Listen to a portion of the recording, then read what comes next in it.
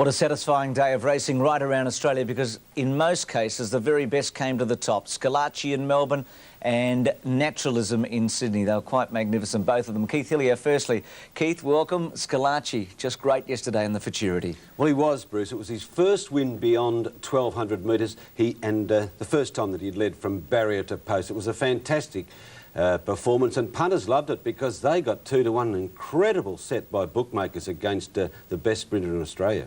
And Max Presnell in Sydney, they didn't get 2-1 Naturalism, but his performance in the Apollo Stakes. Oh yes, Naturalism is a racehorse, and certainly one that it was a performance worth going a long way to see. I agree with Keith. I think the 2-1 about Scalacci was the price of the century, and I can't understand why Melbourne racing has dropped so dramatically with New South Wales punters when you get value like that. Yes, you wrote that article during the week in the Sydney Morning Herald with all the millions of dollars that are not being bet through Melbourne by New South Wales punters. A tough question. I won't ask you who you think would win, but if they both ran over 1,400 metres, which was the journey yesterday, who would start favourite out of Naturalism and Scalacci at weight for age? I think Scalacci. I think he'd be harder to catch. Naturalism is the better horse at distances beyond that. Naturalism won yesterday at 1,400 metres because he was so fresh, Bruce. I doubt whether you'd beat So you reckon Scalacci would run favourite? Who do you reckon would run favourite, Max? Evens, take your pick. I think I'd have my money on Naturalism, but by gee, it would be a great race. Scalacci is a great horse. Naturalism is a great horse. But Naturalism yesterday wasn't really tapped. He was just hitting top gear when Mick Dittman started to ease him down. I think Scalacci was flat out. But they're both great horses, and you'd have to put a gun to my head, but I would say Naturalism. There's a rough chance, you know, Bruce, that they will clash, not at 1,400 metres, but at 1,600 in the Doncaster. Scalacci has 56.5. I don't know whether that's the right race for him. No, you'd reckon at 1,600 he's a 15-to-1 chance at the moment to see him out. Naturalism's a 10-to-1 chance, but well, the BMW's there for Naturalism as well, so we'll see what's going to happen there. The Futurity yesterday, straight to the front and home, Scalacci. 850 metres to go, and Scalacci doing it well in the lead, led by a length and a half. Torquil, not much pace on her. In third, Posse over on the inside, Capestead in company with Jolly Almac, one off the fence. A length further back is My Brilliant Star, Prince Hillier, making a run around them now. Razor Rhythm, followed by Hula Strike, Mannerism second last, Excited Angel last of all. Up towards the home turn, 500 metres left to go, and Scalacci under a tight rein by a length in advance of Torquil. Jolly Almac is close handy. Razor Rhythm over on the outside, Prince Hillier gaining ground.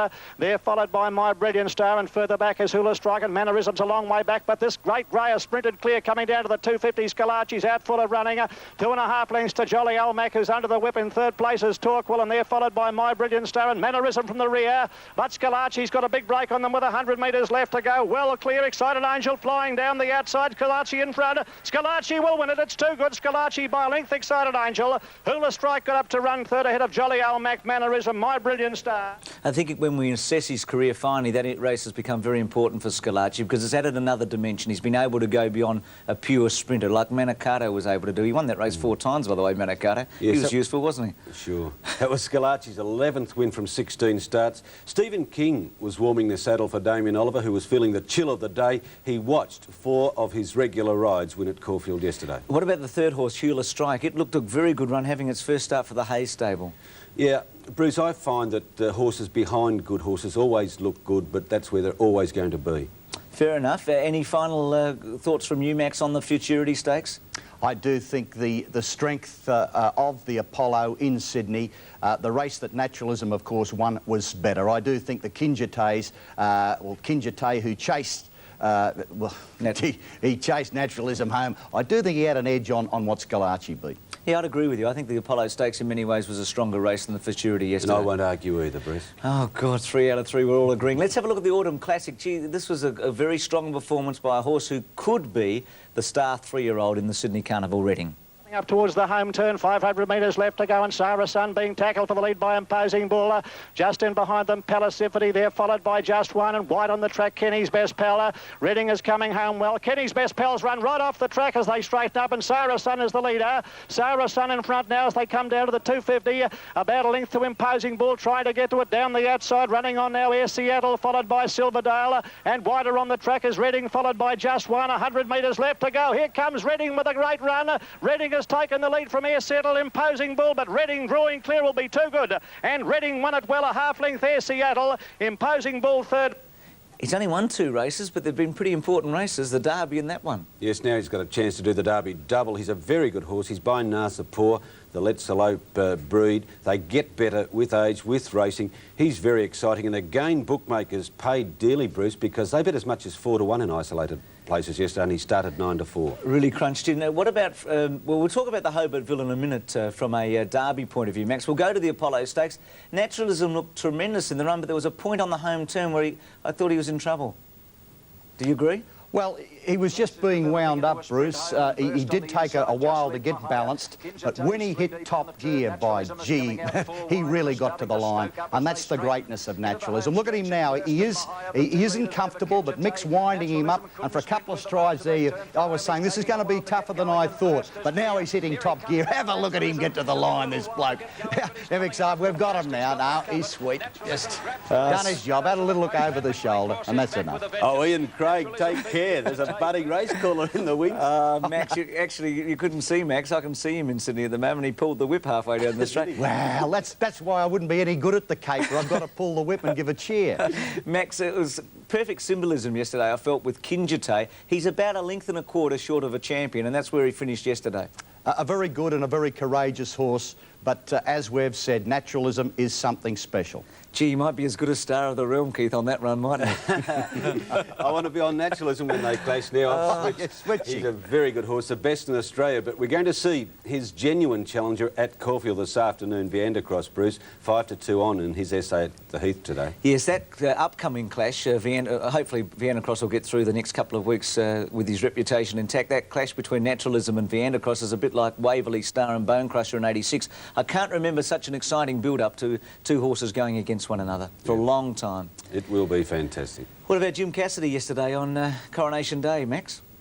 Yes, well, after watching the race, a lot of punters were seeking one of those little brown paper bags, you know, they had in aeroplanes. But nevertheless, after having looked at the replay countless times, I hate to fall back on this phrase, but Jim was just a victim of circumstances. He said after the race, well, perhaps I could have done something else, but it would have earned me 6 weeks. And at this stage of the carnival, it just wasn't worth it.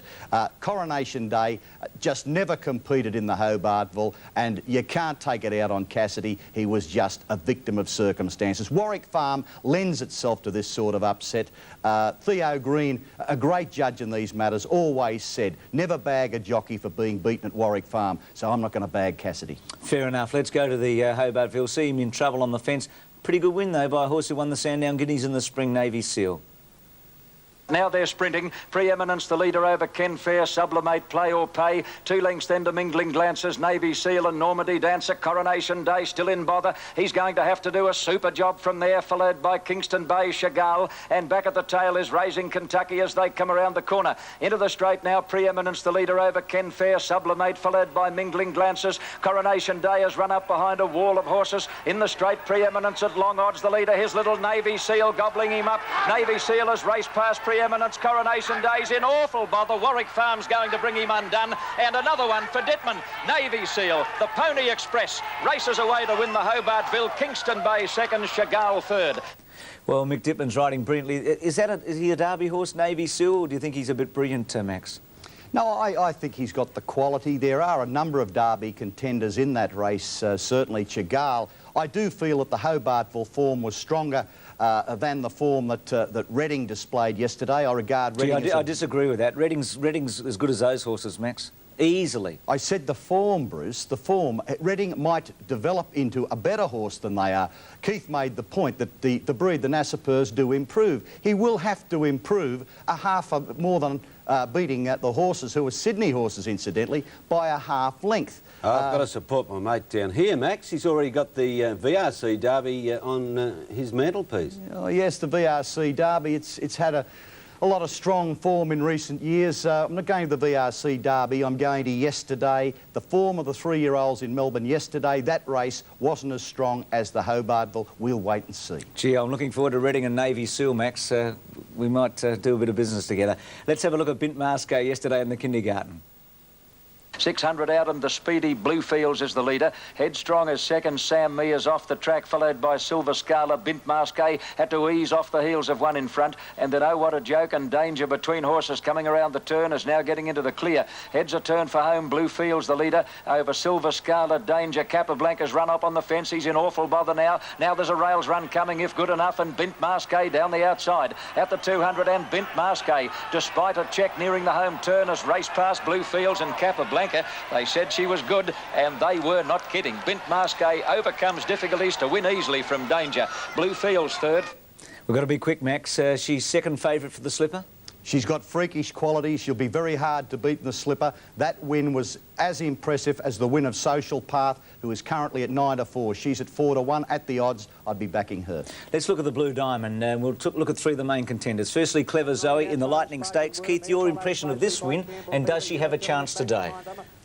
She was second, actually, to Scalacci, I should say. Yes, of course she has a chance. It took the best sprinter to catch a Scalacci. The time was outstanding. And bear in mind, we've had drizzle here this morning, Bruce, and on a rain-affected track, on a heavy track, she won the Debutante Stakes by 9 lengths. Well, if the track is slow, it shouldn't be slow. In fact, it shouldn't unless it really comes down. This horse will run favourite Lady Jackie O, currently in 4th place in the Blue Diamond Prelude, about to wind up. Her 2 Caulfield wins have been brilliant. She's won by big spaces. Her prospects today. Yes, if the rain continues, she will run favourite. I have no doubt. Her 2 wins at Caulfield were on rain-affected tracks. Look at her go. She's very good. Trainer John Sadler has declared her the best horse to pass through his hands. He's had some good ones. So you may be watching... Well, I think you're watching the best filly here anyway. Well, apparently the drizzle's turned into something steady outside in Melbourne at the moment, so it will be interesting. Don't worry about Vienna Cross, by the way. If it rains, he can handle it. Now, Curl Trees look magnificent here. I think the query with him is Barrier 1, Keith. Yes, although the rail is back in the true position, he'll be racing on virgin ground. Keltreese reminds me of Zeta Tave. He does no more than he has to. Look at him here. He always has the leader beaten. Damien Oliver knows that, and he's not pushing Keltreese out until he has to in the last couple of strides. He's a good colt. You know the adage, a good colt will beat a good filly, and that's the way I think the Blue Diamond will pan out. Well, you've been Keltreese all the way through from the very beginning. You're tipping it to win. And Max, briefly, your tip today in the Blue Diamond? I'll stick with Keith Keltreese. Fair enough. Social Path goes around at Newcastle on Tuesday. Gold Bros to Barrier Trial on Friday. Max, thank you for being so agreeable again today. Keith, I'll see you at Caulfield. OK, and I think Ghost Story goes around at Newcastle this week also. Yes, in the Newmarket. Good luck with him, Max. I know you'll be supporting him once again. I certainly will. Put that whip away too, Max. We'll take a break. Athletics after this.